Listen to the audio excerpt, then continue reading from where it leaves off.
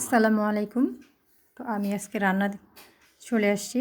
তো আজকে রান্নায় থাকছে আমার লাউ। এই লাউ আমি রান্না করতেছি আজকে বুটের ডাল দিয়ে।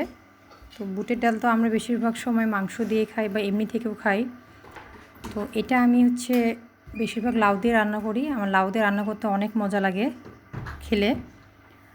তো লাউ দিয়ে আমি কীভাবে রান্না করতেছি, তো পুরো প্রসেসটা আপনারা দেখতে পারবেন আমার এই পেজে ভিডিওটি ক্লিক করলে।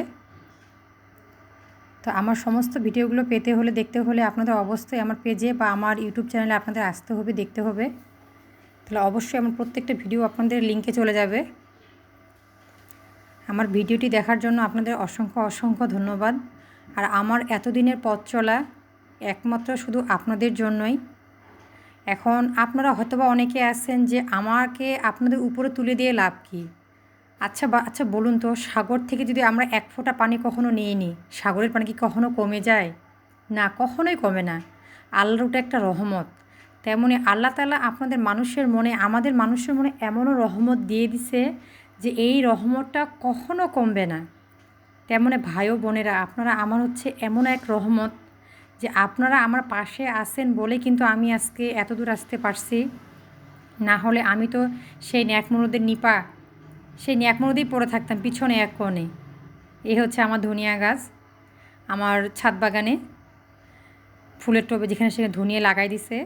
তো আমি এখান থেকে কেটে কেটে একটু করে ধনিয়া নিয়ে যেয়ে তরকারিতে ব্যবহার করি। প্রতিদিনের ধনিয়া আমি প্রতিদিনই নিয়ে যাই।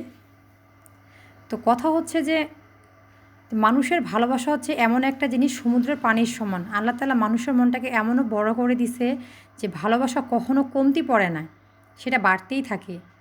তো মনে করেন যে আপনাদের মন থেকে একটু পরিমাণ ভালোবাসা না হয় আপনারা আমাকেই দিলেন, যেটা কখনো আপনাদের কমতি পড়বে না। তো আপনাদের ভালোবাসার জন্যই কিন্তু আজকে আমি এতদূর আসতে পারছি। এটা আমি বারবার করে আমার প্রত্যেকটি ভিডিওতে আমি বলতেছি যে আপনাদের ভালোবাসার কারণে আজকে আমি এতদূর আসতে পারছি। না হলে আমি কখনো আমার একলাই দমে আমি এতদূর আসতে পারতাম না। আমি আমার ভিডিও নিয়েই আমি পড়ে থাকতাম ন্যাকমরদে। যেহেতু আপনারা আমাকে এত দূরে নিয়ে আসছেন, তাহলে আপনারা আমাকে আরেকটু সাপোর্ট করেন উপরে আসতে, যেন আপনাদের কৃতজ্ঞতায় আমি এত আভারী হয়ে থাকি যে কৃতজ্ঞতা আমি প্রকাশ করে শেষ করতে